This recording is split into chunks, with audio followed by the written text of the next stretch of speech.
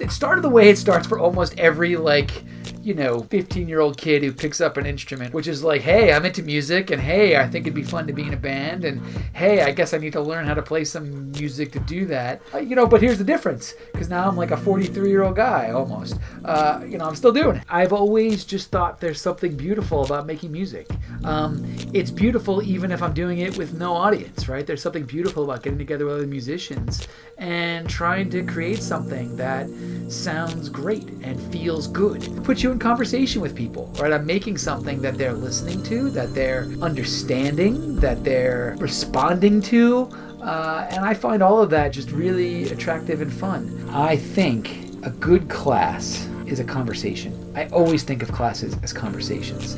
And I think fundamentally, music is about a conversation. It's a conversation with your fellow musicians. You can have a set list and stick to it, and I think almost always you need to be open to adjusting, changing. I mean, you have to kind of be responsive in that respect, and I don't think teaching is entirely dissimilar. I mean, I go into every class with kind of an outline, a plan. Here are the things I expect to cover, here's how I expect to cover them, and almost always I'll need to adjust on the fly. Here's something I need to discuss that I didn't anticipate or explain that I didn't have on the agenda.